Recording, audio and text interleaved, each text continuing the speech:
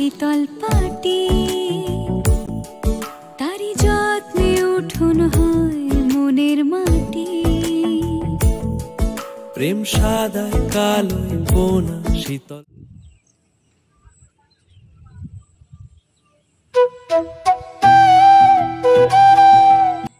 নিয়ে যাও, দিয়ে লাগাও, দিলে ভালো। আর এই ধরনের গুলো এগুলো বিক্রি হয়ে গেছে? এগুলো সব বিক্রি মানে কেউ নিয়ে যায়নি নাকি? সেইগুলো ডালিয়া নাকি? ডালিয়া এই যে আর এই প্যাকেটে আছে, একদম বালিতে বসা হবে। ওগুলো নিয়ে গেলে বাঁচবে তো? লাগা দিয়ে এসে বলবে যে নাম আছে। সেটা কি করে এবার কিছুদিন এক সপ্তাহ পরে খোল জল একটু করে দিয়ে দেবে, গাছ কত বড় হবে। খোল জল দিলে না?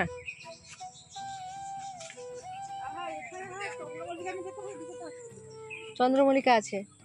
চন্দ্রমল্লিকা কত করে বললেন? সবই 15 টাকা। ডালিয়াগুলো যেগুলো একটু একটু বাড়তে দাও, বেশি চার পাঁচটা নেই, বাচ্চা নাকি দেখি কটা, 5টা। এই চন্দ্রমল্লিকা গুলো কত করে? হ্যাঁ, এগুলো কত করে? এই চন্দ্রমল্লিকা গুলো এগুলা 3 টাকা পিস। 3 টাকা পিস। ওইগুলাই দিন, ওইগুলাই নিয়ে যাই, আমি লাগাবো।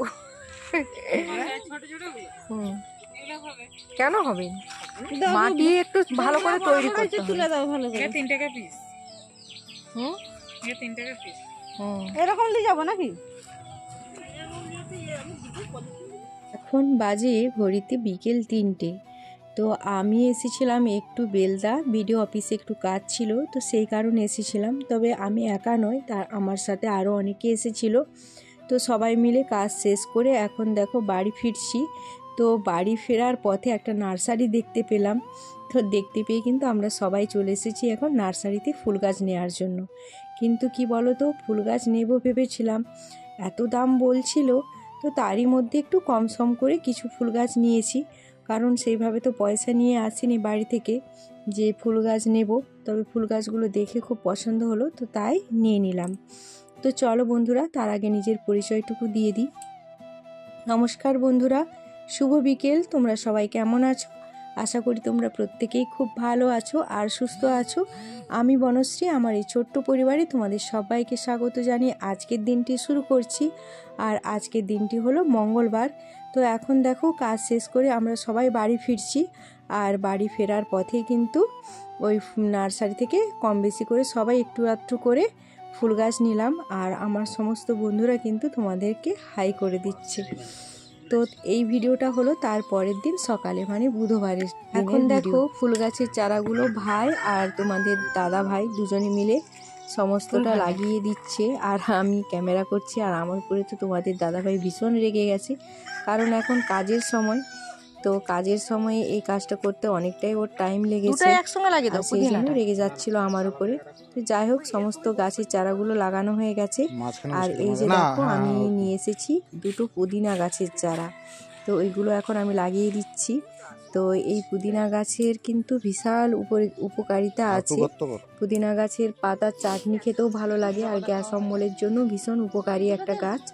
তো ওটা দেখতে পেয়ে কিন্তু আমি আরও একজন প্রীতি বলে আমার একজন বান্ধবী, তো দুজনেই কিন্তু নিয়ে নিলাম। 4টা ছিল, তো ও 2টো নিয়েছে, আমি 2টো নিয়েছি, ব্যাস 4টাই ছিল। তো এই যে দেখো এখন এগুলো লাগিয়ে দিচ্ছি। আর এই যে সমস্ত গাছ লাগানো কমপ্লিট। আর এখন তোমাদের দাদা ভাই জল দিয়ে দিয়েছে গাছগুলোতে, গাছগুলো লাগিয়ে। আর আমি এই পুদিনা গাছ নিয়ে খুব সমস্যায় পড়েছি, কোথায় লাগাবো ঠিক খুঁজে পাচ্ছিলাম না।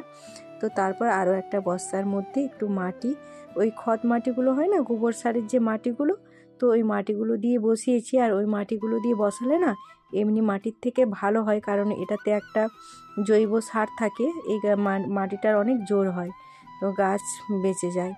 তো এই যেগুলো দিয়ে দিচ্ছি। তবে আমাকে বললো যে 7 দিন পরে একটু খোল জল করে দিতে, তো 7 দিন পরে ভাবছি একটু খোল নিয়ে এসে খোল আর জল করে দিয়ে দেব। তো দেখো বন্ধুরা, আমাদের বাড়িতে তো কোনো রকম কোনো টব নেই, তো সেই জন্য দেখো এই যে সিমেন্টের বস্তাগুলো ছিল, বস্তাগুলোর মধ্যেই কিন্তু এই যে গোবর মাটিগুলোকে ভরে তার উপরে গাছগুলো লাগানো হচ্ছে।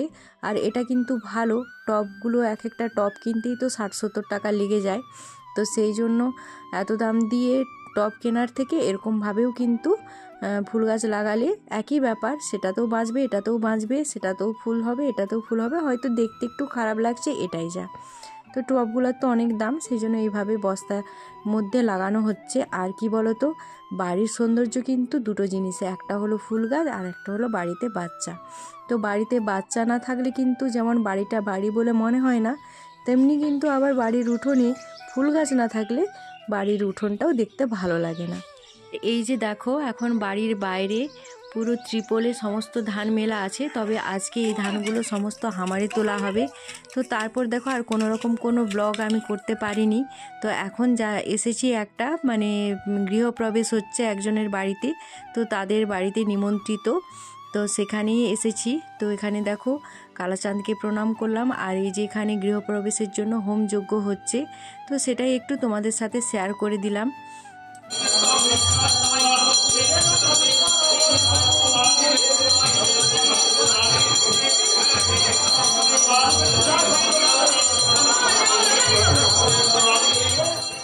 আর এই যে দেখো, এখন এই যে বাইরে প্রসাদ খাওয়ানো হচ্ছে।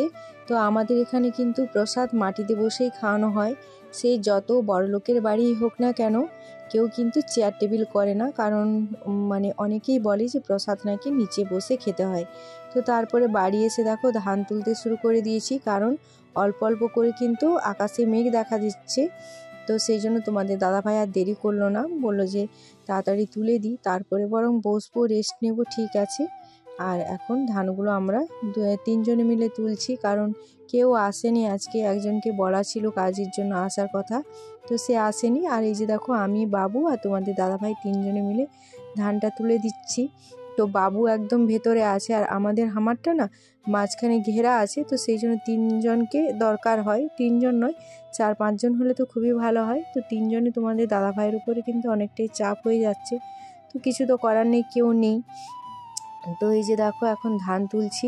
আর কি বলো তো, বাড়ির বউরা তখনই লক্ষ্মী হয় যখন ঘরে বাইরে সমান তালে কাজ করতে পারবে, তো তখনই কিন্তু তারা লক্ষ্মী হয়। তো এই যে এখন এই যে লক্ষ্মী বউয়ের মতো সমস্ত ধান তুলে দিচ্ছি, তোমাদের দাদাভাইয়ের হাতে হাতে একটু কাজ করে দিচ্ছি। তো বন্ধুরা, আজকে কিন্তু সেইভাবে আর কোনো রকম কোনো ভিডিও শ্যুট করিনি, আর আজকের ব্লগটা আমি বেশি বড় করছি না, আজকের ব্লগটা অনেকটাই ছোটোর মধ্যে রাখলাম। তো জানি না তোমাদের কতটা কি ভালো লাগলো। আর এখানে এই যে ভিডিওটা মুনু করে দিচ্ছিল, তো মুনুকে বললাম তুই একটু ক্যামেরা করে দে, তো এই যে ও এখন ক্যামেরা করে দিচ্ছে। তো জানি না আজকের ব্লগটা তোমাদের কতটা কি লাগলো। তো এই যে ধান তোলার পর না, তখন আর কিচ্ছু ভালো লাগছিল না, তো স্নান টান করে এসে চুপচাপ শুয়েই পড়েছিলাম, আজকে আর টিউশনও পড়াইনি।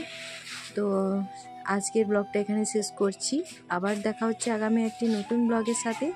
সবাই ভালো থেকো, সুস্থ থেকো। আর এই যে দেখো আকাশটা কত সুন্দর লাগছে, হালকা হালকা মেঘ আছে, কিন্তু বাইরের পরিবেশটা না ভীষণই সুন্দর লাগছিল দেখতে। এখন বাজে ওই 3টে মতো, কিন্তু দেখো তারই মধ্যে কেমন মেঘ হয়ে যেন অন্ধকার অন্ধকার হয়ে গেছে, মনে হচ্ছে যেন 4:30-5টা মতো বেজে গেছে।